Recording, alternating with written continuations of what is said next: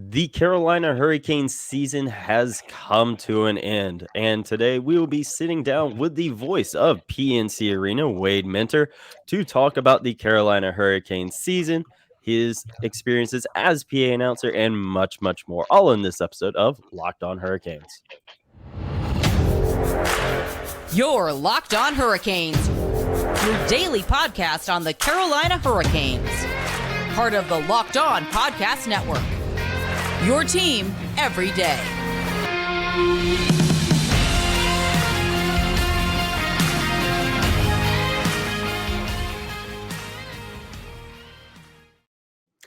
Hey there, Caniacs. I'm your host, Jared Ellis, and you're listening to Locked On Hurricanes on the Locked On Podcast Network, your team every day. And as always, thank you for making Locked On Hurricanes your first listen of this Thursday afternoon. And I am joined once again by my co-host, Andrew Schnittker, and today, the voice of PNC Arena, Wade Minter. How are you fellas doing today? I'm doing great. It is wonderful to see my good friend Wade Minter. It has been far too long. It has been a minute, hadn't it? I'm doing well, kind of adjusting to off-season life at this point. My 3 months or so of not doing Cane stuff. So yeah, just planning some summer vacation and looking forward to next season. Yeah, I feel that. I finally upgraded from my Black Ops 3 edition PS4. That should date that one into the new PS5 behind me. So, that's going to be fun. I was playing the new Guardians of the Galaxy game just before recording, but, diving into the Carolina Hurricanes.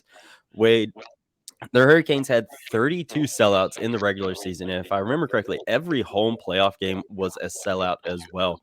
From your position up there in now the press box rather than down on the ice, what was the energy like for you through all of it? It was great. This has been a big year. I know we didn't quite make it to where we wanted to go, but a lot of great memories, a lot of just excitement around the team. And, when you build a consistent winner like the front office has, like Brind'amour has, people want to be part of that. And I think the number of sellouts we saw is a testament to that, and just the energy in the building. I talked to friends, fellow PA announcers, and they're all very complimentary of, how this comes across on TV. I talk to people in the community. They talk about how much fun it is to be at PNC Arena. So yeah, it's one of those things where the sellouts are really a testament to the work the team has put in. We all remember the dark days, kind of my first couple years on the microphone where, Tuesday night against Ottawa would draw, 7,000 people and it would feel like less. Now you're getting sellouts during the weekdays, you're getting sellouts on the weekends, and it's a lot more fun to announce to a big crowd than a small crowd, I can tell you that. Oh, yeah, I can imagine so. And, you talk about them, falling a little short, not getting to the Stanley Cup Final, but myself, Andrew, and a lot of other folks are like, this team, Eastern Conference Final, that's where they need to get in this playoff, get over that second round hump that they're struggling to get past. And they did do that. Didn't play the team we expected to play. I think everyone had kind of penciled Boston in on that one, but that didn't happen. And, so I guess, they achieved expectations in that regard. But who for you had been some of the key players in the team getting to that point this year? I think it was really pretty much, I think it was really every person was contributing. And that's great to see, because in past years where we haven't quite made it to the spot in the playoffs where we wanted to be, you've been leaning on your top players and really haven't gotten a lot of production from everybody else. So, Andrei Svechnikov was having an amazing season before he got hurt. Sebastian Aho was having an amazing season throughout the regular season. Martin Necas really stepped it up. Jesperi Kotkaniemi played really well. The defense, especially when you ended up adding Shane Gostisbehere, was, again, lights out, just kind of the standard for the league. And you had really good goaltending. 3 goalies each with more than 10 wins. Frederik Andersen played exceptionally well, especially during the playoffs. Antti Raanta had stretches where he was lights out, and a very, very capable second option that you could push into the first option. Pyotr Kochetkov came up when there were some injuries. He played well. So it really was a top to bottom effort. You were getting, especially in the playoffs, scoring from Jordan Martinook and Jesper Foss, like folks that you wouldn't necessarily expect to be putting up goals. They contributed. So it's a top to bottom team effort. And I think that's one of the more encouraging things, that you're not just riding a couple superstars. Yeah, absolutely. And Wade, looking back, you've seen a lot of Canes teams over the years, both as a fan during your days as part of the Immortal Section 328, as a PA announcer now.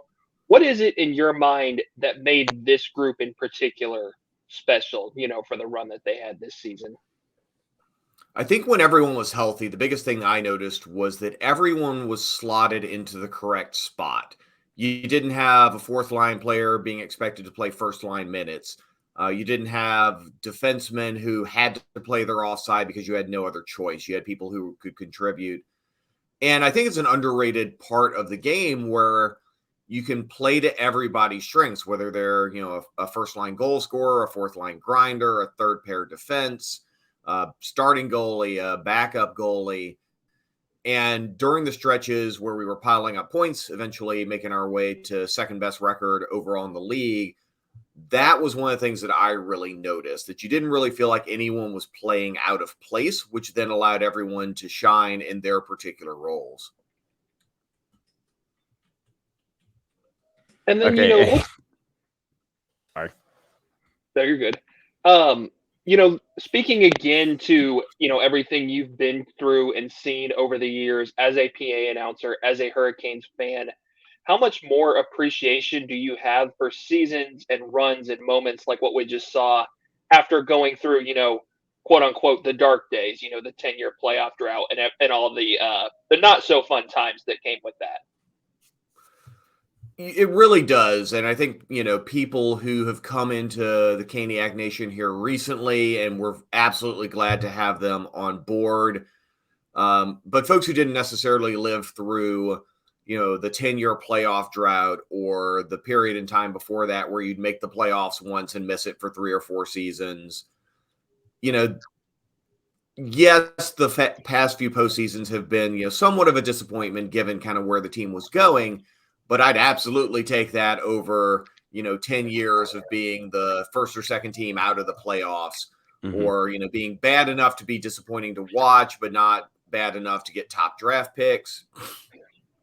So being able to put together a string of success like we have under Rod Brind'amour over the past 5 years, being able to have a team like we did this year that was the second best team in the entire NHL, behind only a Boston juggernaut that was one for the ages, it does make you appreciate how far we've come.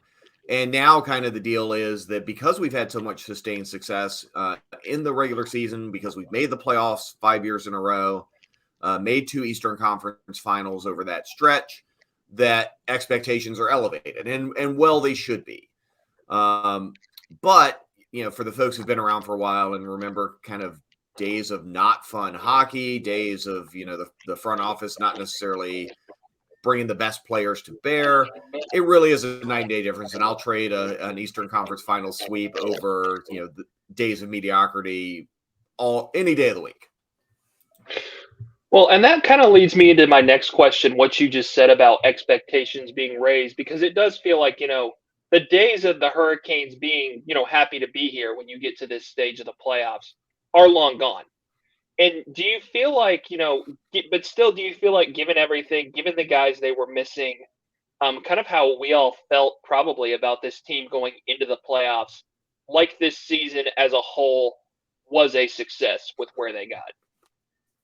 The season was absolutely a success. And the fact that it hurts so much right now is because of those raised expectations. But, looking just at the standings, this was an amazing season. Looking at the run of playoffs was amazing. And because we lost so much goal scoring up front, both early in the season as well as right after the trade deadline, unfortunately, the fact that we were able to knock off 2 teams in convincing fashion, including the third best team in the NHL, it is a positive sign. The defense stood strong. The goalies were amazing. We got depth scoring when we needed it. And that's the type of thing that we didn't get in years past. If you had told me back in 2015, we're going to be very upset that we didn't get past our second Eastern Conference final in 5 years, I'd been like, I'll take that. Mm-hmm. So the season is an unquestioned success. It wasn't as good as it could be. And I think seeing that the stars kind of had aligned for us with, a path to the Stanley Cup final and potentially the cup itself with the teams that had gotten knocked out early, that certainly does make the disappointment even more pronounced. But that doesn't take away from what the team did. And that's on top of wowing the entire league with a stadium series that was one for the ages. The 2022-23 season is undoubtedly a success. And, if you come back next year stronger, if you kind of address some depth issues, if people stay healthier than they did this year, and you can go on a run, then I think you look at this a couple years from now as the appetizer before the main course. Yeah, and you mentioned the stadium series, and that obviously is a testament to the growth of hockey in quote-unquote non-traditional markets. You also look at the Final Four teams that we had, and we will talk about a big growth in non-traditional hockey markets right after this quick break, folks. Now, attention active individuals, are you tired of sacrificing your comfort for style when it comes to your activewear? Introducing Birddogs, the game changer in athletic shorts. Picture this: premium shorts designed for maximum performance combined with unparalleled comfort. Birddogs are here to revolutionize your workout routine. With their unique built-in liner, these shorts offer ultimate support and flexibility, ensuring you stay comfortable during even the most intense workouts. And here's the best part: Birddogs are more than just workout gear. They're versatile enough to take you from the gym to the street without skipping a beat. Designed with pockets that actually work, Birddogs give you ample space to store your essentials while you're on the move. Birddogs are made with premium breathable fabric that keeps you cool and dry throughout your activities. Perfect for trails, the gym, or simply lounging around. Birddogs are the shorts you've been searching for. I wore mine to Monday Night Raw the other week in Greensboro and the other day when I was in Charlotte to go see Paramore, and they're extremely comfortable. And actually, I'm wearing a pair right now. Order your pair of Birddogs today and join the thousands of satisfied customers who have made the switch. Visit birddogs.com/lockedonnhl to get a free custom Birddogs Yeti style tumbler with every order. Birddogs, unleash where style meets comfort and performance meets perfection. Get yours now and unleash your true potential. I got ahead of myself there.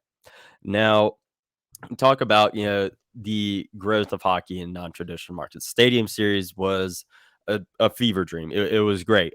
We all had fun there at that, and all Final Four teams were from non-traditional markets, with the northernmost being Vegas, which is crazy to say.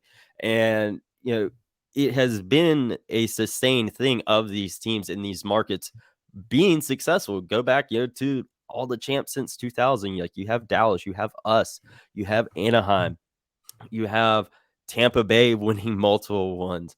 It's not a new thing. And what do you feel like has also LA, which we're about to mention here in a second, but in your opinion, what has been the cause of the growth in these markets besides Wayne Gretzky going to LA? I mean, it's just such a fun sport. And up until very recently, it was the kind of sport you would have to see live to really understand how fun it is. I maintain that no sport has benefited more from the transition to large, high-def, widescreen TVs than hockey. Because if those of us been around for a while, if you remember trying to watch hockey on an old kind of pre-HD square TV, it was painful. Even people who knew the sport would have trouble watching it. But now everyone's got big TVs with crystal clear definition, and you can follow the puck. So as the teams have moved into non-traditional markets, as the media has improved, as people get a chance to experience it in person, I think just the excitement around the sport itself becomes easier to get a hold of. Plus, as we've seen with the growth of youth hockey here in the Triangle, if kids see the game, they want to play the game. If they play the game, the footprint of available players gets larger. You've got Shane Gostisbehere, grew up in South Florida. Obviously, Austin Matthews coming from Arizona. So the talent pool will expand the more good athletes start playing the sport. And so that's a benefit for everybody. And just about a month ago here in the Triangle, students organized their own high school hockey league. And so you've got Broughton playing, you got Wakefield, you got Enloe, you've got these high schools in the area, not official sanctioned varsity sports, but they're fielding teams of their students. And from everything I've heard, those games are amazing. They packed Invisalign Arena for a high school hockey game a few weeks ago. There's one that I think my daughters might attend because they're Enloe students. There's Enloe versus Wakefield up here in Wake Forest tomorrow night. And so enough good kids are playing, and there's enough high school students who want to do this that there's now kind of a semi-unofficial high school league, which is great to see. You wouldn't see that 10 years ago. You wouldn't see that 15 years ago. And I imagine similar things are happening all around kind of the newer markets in the league. So it's great to see. The more people who love the sport, the more people who play the sport, the better it's going to be for everybody. Yeah. And you talk, excuse me. My brain just totally turned to mashed potatoes there. I know that feeling. But one thing with the Hurricanes is that the fan base is very, very tight knit. Like they're a family, and you see that all over social media, all the time, folks interacting with each other. And you yourself have been a great ambassador for the organization. Back when you're on Twitter, always engaging with folks. And you go around, you're tailgating, you're walking around, going to see people at tailgates, walking around the arena. And how does this compare now in 2023 compared to when you started? I mean, certainly more people know who I am, which is both cool and kind of weird. Yeah. I've also lost my first name, so that's kind of fun. I'm like Cher Madonna. I'm only Mentor now. But you walk the concourse like I do before the game and have been doing for the past 8 years, and there's definitely a better vibe around. You don't see as many visiting fans kind of dominating the concourse. You see people who are excited to be there. They've been out tailgating. They're ready to see some good hockey. They've got a bunch of other Caniacs with them, and the mood is very, very high. And so that's kind of one of the reasons I do my little walk around the concourse before the games is I really want to get a sense of, what is the vibe in the building? What do I need to do as a PA announcer to match and enhance that vibe? And, significantly more good days than bad walking around the concourse in 2022, 23. Yeah. And hold on just a second. That was a weird echo there. And another thing is, you've been posting your calls on TikTok a lot recently. And, your Auntie Ronta one being a personal favorite of mine. What prompted you to just start, putting those calls up there? I want to explore other social media networks, just kind of see what they're like. And so, when I kind of dropped Twitter off my menu, I haven't been on Facebook in years, haven't been on Instagram in years. That seemed like a natural place to start putting things. And the reaction has been quite good. I kind of post things relatively sporadically, but I try to give people a little look behind the scenes as to how these things come together. And it's been probably most entertaining for me is that my youngest daughter is 16. She's a high school, finishing up her junior in high school. And she's been around me when people come up to me and say, "Hey, Mentor, I see your stuff on TikTok all the time. And if you ever want to find a really good way to mortify a 16-year-old girl, have her dad be the TikTok guy when people come up and talk to us." It's delicious. Just the cringe on her face as people are like, "Mentor, you're the TikTok guy, right?" Yeah, that's right. 47-year-old me is the TikTok guy. Take that, kid. That's hilarious. Yeah, that entertains me more than it probably does anybody else. Mm-hmm. And, looking at, we got some questions from some of our fellow hosts around the league. Anna from Locked On Preds wants to know, what is your vocal warm-up routine for these games? Coffee. No, because I'm not like a trained voice actor like a lot of the folks in the league. I don't work in radio. I do 99% of this stuff by instinct. So, I've got some friends in the business who are like, oh yeah, 2 days before I really start hydrating, then I drink tea with 3 squeezes of lemon during each intermission. I just show up and talk. So my vocal warm up is non-existent. And much to my youngest daughter, who is also in chorus, her chagrin, I prime my vocal cords with lattes, which she tells me is the absolutely wrong thing to be doing. But that's my particular routine. So my pregame routine is just winging it. I respect it. We do the same. Plate of barbecue and slaw from the press room, and you're good to go, right? Exactly. Yeah, the vinegar, I would say, kind of keeps the vocal cords in shape. And obviously everyone knows you do the Canes games. That's why you're here, of course. I've heard the a rumors, lot of yeah. folks may not know you also do NC State Ice Pack games, and you also do Gouge professional wrestling shows. And what are your different approaches for all those? Obviously, I know Canes and Ice Pack may be a bit similar, though. They are, although it's a little more involved at the Ice Pack because I'm not only doing the announcing, I'm also DJing. So I'm dropping the music in there and interacting with the officials, which I really don't get to do anymore. A lot of my announcing style comes from pro wrestling. So I've been, I was a fan growing up, watching, Jim Crockett Promotions while I was living in Southern Virginia as a kid. I've been able to do Gouge professional wrestling for the past 11 years or so. So I've been doing it about 5 years before I got the Canes job. I've done improv comedy for 25, 26 years now in a sports themed improv show where there is a announcer character that I did for a very, very long time. So all that kind of melds into whatever my announcer persona is for the Canes. And it is a character that I put on and I take off. But one of the things I think fans have really kind of latched onto is the way I say player names. And I'm very consistent in how I do it. I'm very distinct in how I do it.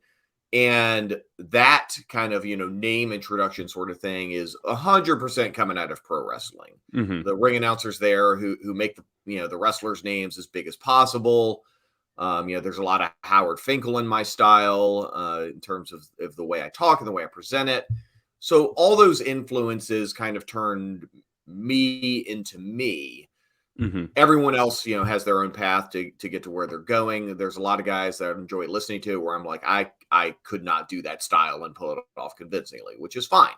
I've got my style. And, when people on rare occasions ask me for advice about this type of role, the thing I usually tell them is, if you sound like everybody else, you could be anybody else. So find your style, find the things that work for you. Find the things where if you're announcing something, people be like, I know who that is. Like that can't be anybody else.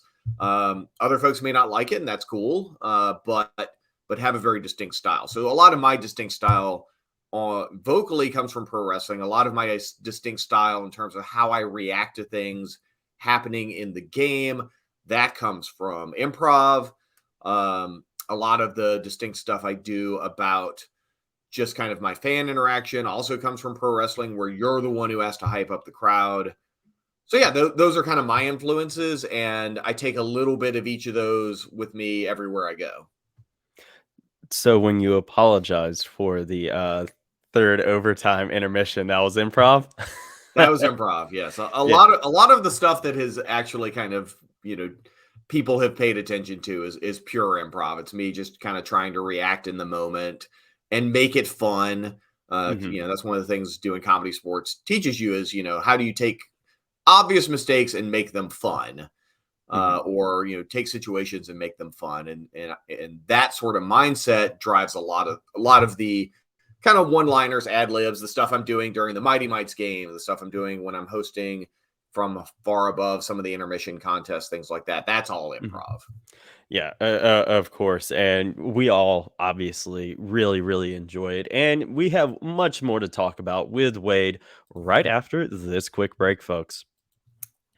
Now, for a championship team, it's all about making sure every player is the perfect fit. It's the same when it comes to your vehicle. Every part needs to fit just right. So, the next time you need parts and accessories, head over to eBay Motors. With eBay Guaranteed Fit, you can be sure every part you need fits just right the first time around. Just add your ride to My Garage and look for the green check to know the part will fit or your money back, because just like in sports, confidence is the name of the game when you shop on eBay Motors. And with over 122 million parts to choose from, you'll be back in the game in no time. Summer is right around the corner here in North Carolina, and it is going to be hot, so you want to make sure your AC is working just right. After all, it's easy to bring home a win when the parts are guaranteed. Get the right parts, the right fit, and the right prices on ebaymotors.com. Let's ride. eBay Guaranteed Fit, only available for U.S. customers. Eligible items only. Exclusions apply. Now, getting back, into, everything going on. And Andrew's actually going to take the lead on this one because I know he was dying to ask this question.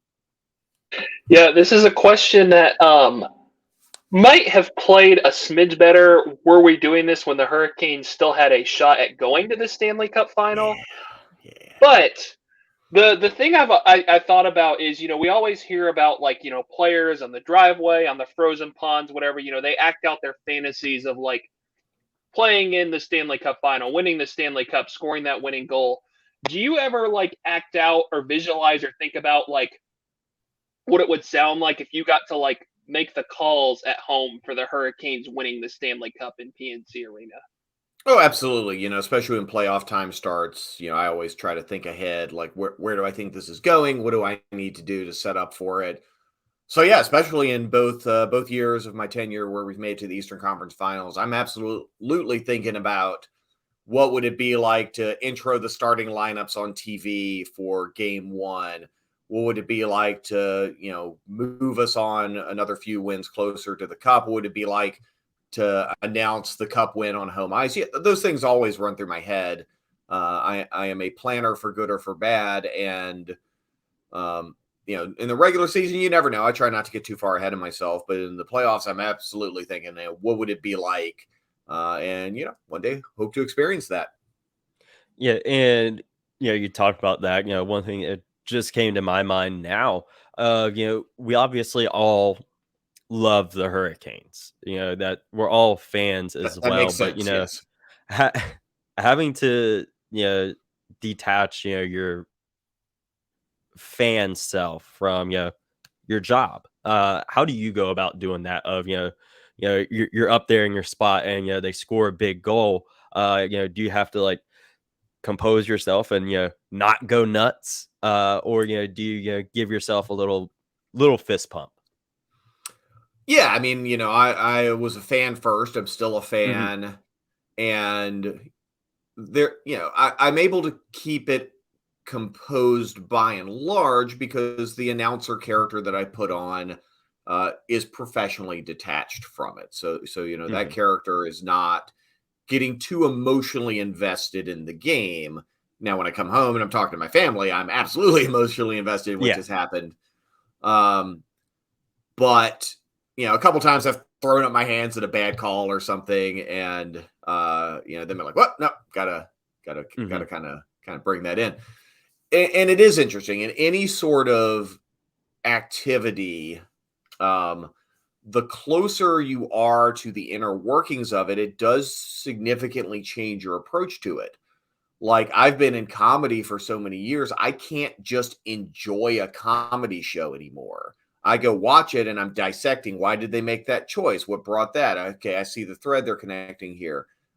I can appreciate a well done comedy show, but I can't love it like I did before I got, deep inside. Same thing with pro wrestling. I see how the cards getting put together. I see how we're kind of planning out finishes, stuff like that. I can't watch wrestling anymore as just kind of a fan enjoying it. I have to dissect it. Same thing now with hockey. You know, since I've been on the inside for about 8 years now, I like hockey. I watch a lot of hockey, but I can't watch it kind of as a pure fan anymore because I'm, you know, dissecting aspects of the game presentation. So it does change you kind of being on the inside. You know, I'm sure from a podcast perspective, you can't just listen to a podcast and be like, oh, that was fun. You're like, oh, I understand why they're doing this. Oh, that was a weird choice. I don't know if I would have done that. Like being on the inside of anything changes you. And, you know, I miss it to a large degree, but I also enjoy building things and putting things together. So, you know, being on the inside is wonderful, but it's a different type of fun, you know? Yeah, that definitely makes sense because I'm the same way. You know, I'll go listen to my podcast. I always listen to. I'll always enjoy them. But like they do an ad read. I'm like, oh, okay.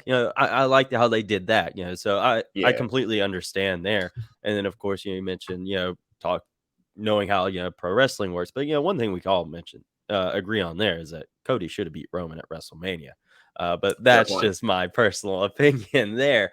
But one final question for you today. We're gonna have some fun with this last one, and for folks that follow me on Twitter, followed you on Twitter when you were on there, they'll remember Rainforest Cafe, and Bless its heart. Some folks are gonna remember, going back and forth about Rainforest Cafe, and in your opinion, what Carolina Hurricanes player or players best spiritually inhabits Rainforest Cafe? Oh my God. I've had a legendarily bad experience with Rainforest Cafe. So this is going to kind of color this. I do not have fond memories of Rainforest Cafe. So my family We'll and I just go with lived the in, vibe of it then. yeah, my family and I lived in Texas for 2 years from 08 to 2010. We were down in San Antonio for my job. And my kids were pretty young at the time. My oldest was like kindergarten, first grade. My youngest was like a toddler. But we had spent a lot of time on the San Antonio Riverwalk because it is a delightful place. Have very, very fond memories of San Antonio. But there's a Rainforest Cafe on the Riverwalk in kind of the center of San Antonio. And so me and my oldest, Haley, we were down there for some reason, just the two of us. And she's like, I really want to go to Rainforest Cafe. We're like, all right, they'll take you. So we walked over there and like, oh, there's wait, 20, 30 minutes. But we'll stick around. Like 2 to 3 hours later, we still hadn't been seated. And like, we're walking up to the hostess desk to find out what's going on. And we got people like grumbling at us that we're like trying to skip the line. And eventually, after about 2.5 hours, so we bolted and went and got Tex-Mex at our favorite place that was nearby. So from that point, especially with me and my oldest, Rainforest Cafe has been an inside joke of just terrible, terrible experiences. All that being said, I just wanted to get that story out because it's fun for me and maybe Haley will hear it and enjoy it. As far as, I guess, the vibe that Rainforest Cafe is trying to put out as opposed to my terrible experience with them, I would say Seth Jarvis has probably got the biggest Rainforest Cafe energy just because the man has nothing in between his head and his mouth. If a thought comes into his head, he's saying it. There's no filter whatsoever on that man. And it's hilarious. It's absolutely hilarious. So I feel like, if he's a talking animatronic up there in the fake rainforest, he would just be saying the most unhinged stuff. And that would, I think, enhance the vibe of a Rainforest Cafe if you had, Toucan Seth Jarvis up there, just stream of consciousness talking. That would make it a very entertaining place. Oh my God. Honestly, I was expecting you to say like Brent Burns or something, because he's all like rugged, like sure. an animal Jungle. or something like that. I was not expecting Seth Jarvis, and I love it. And I cannot wait to put this out and quote that of Seth Jarvis gives off Rainforest Cafe vibes. Oh, that is hilarious. I love it. But thank you once again for coming on the show, Wade. We always love having you. Always love talking, whether it's, through the computer, through in person. We always really enjoy talking to you. And obviously, thank you guys for listening. Thank you for making Locked On Hurricanes your first listen of this Thursday afternoon. You can follow myself on Twitter at Jared Ellis _96. You can follow Andrew at aschnitt53 on Twitter with the Jeff Skinner shout out. And Wade, where can folks find you now if they wish to connect with you? I know you're not on Twitter anymore, but just lurk around Wake Forest. I am on TikTok as WMentor42. I'm also on the new Blue Sky Network at wadementor.com. You can also find my website, wadementor.com. But yeah, I'm just kind of floating around out there. I'll be taking a little European travel coming up in June and July, so that'll be fun. In 2 separate trips, we'll be hitting up Ireland, Finland, Paris, and then we're heading up to Canada on college tours for my youngest daughter. So I'm gonna get a chance to step away a little bit here in a few weeks and spend some time with the family this summer, and that'll be fun. Yep, enjoy. Ireland is on my bucket list of places to go to. I want to go to the Guinness Storehouse and see the 10,000-year lease.